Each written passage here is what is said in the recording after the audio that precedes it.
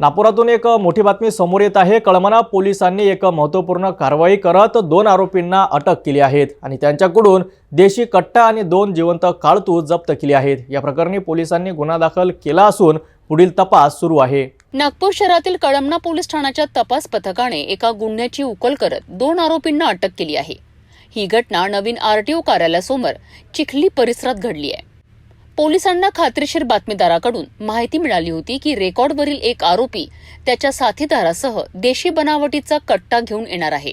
या माहितीच्या आधारे पोलीस उपनिरीक्षक संतोष कुमार रामलोड यांच्या नेतृत्वाखाली कळमना पोलिसांच्या तपास पथकाने वरिष्ठ अधिकाऱ्यांच्या आदेशानुसार तत्काळ कारवाई करत सापळा रचला। नवीन आरटीओ कार्यालयाच्या बाजूला अंधारात पाळत ठेवली असता काही वेळाने एका पांढऱ्या रंगाच्या मोपेड गाडीवरून 3 संशयित व्यक्ती त्या ठिकाणी थांबलेत। पोलिसांना त्यांची खात्री पडताच ते त्यांच्या दिशेने सरसावलेत। पोलिसांना पाहताच आरोपींनी मोपेड गाडीवरनं पळून जाण्याचा प्रयत्न केला। पोलिसांनी त्यांचा पाठलाग करून त्यांना घेरले। यावेळी मोपेडवर मागे बसलेला एक आरोपी अंधाराचा फायदा घेऊन पळून गेला। मात्र पोलिसांनी 30 वर्षीय सोनू उर्फ सागर सतीश त्रिवेदी राहणार कळमना नागपूर आणि सहदेव शेषराव शाहू राहणार डेप्युटी सिग्नल कळमना नागपूर वय 38 वर्ष या 2 आरोपींना ताब्यात घेतले।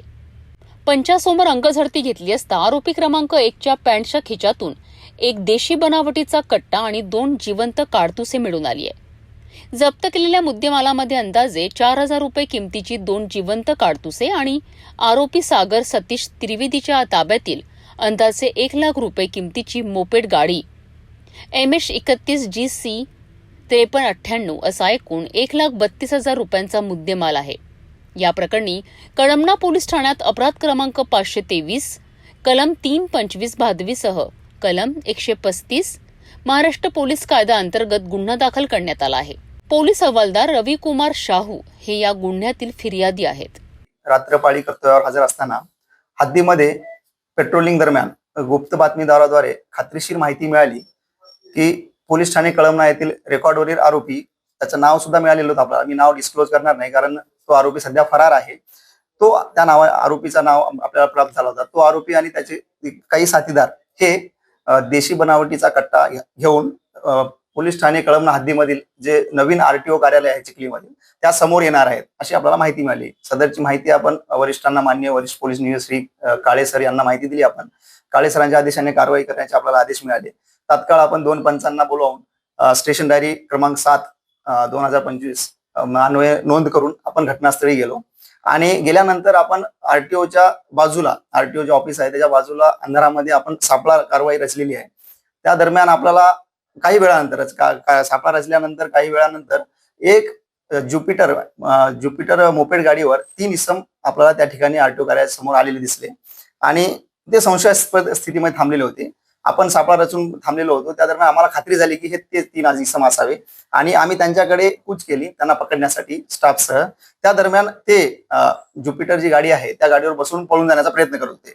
आम्ही सर्व स्टाफच्या मदतीनं घेराव घातला त्यांना आणि गाडी पकडण्याचा प्रयत्न केला। त्या दरम्यान जो पाठीमागे बसलेला होता तो इसम पळून गेला आणि आपण 2 इसमांना पकडलेला आहे, 2 आरोपींना ताब्यात घेतलं त्यावेळेस आणि आरोपीची आपण अंगझडती घेतली। त्या दरम्यान आरोपी जो आहे सोनू उर्फ सागर सतीश त्रिवेदी याच्या पॅन्टच्या पॉकेटमध्ये आपल्याला एक देशी बनावटीचे कट्टा आणि 2 जिवंत काडतूस मिळून आले आपण आणि त्याबद्दल आपण त्यांच्याकडे विचारपूस सुरू आहे आणि आपण 325 भारतीय हत्यार कायदा सहकलम 135 महाराष्ट्र पोलीस कायदा अन्वये पोलीस ठाणे कळमना येथे गुन्हा रजिस्टर केलेला आहे आणि तपास सुरू आहे। तर ही होती नागपूर शहरातील कळमना पोलिसांची यशस्वी कारवाई। 2 आरोपींकडून शस्त्रे जप्त करण्यात पोलिसांना यश मिळालं आहे। या घटनेमुळे शहरात कायदा व सुव्यवस्था राखण्याच्या दृष्टीने पोलिसांचे प्रयत्न कौतुकास्पद ठरले आहेत। या कारवाईबाबत पुढील अपडेटसाठी पाहत रहा सिटी न्यूज।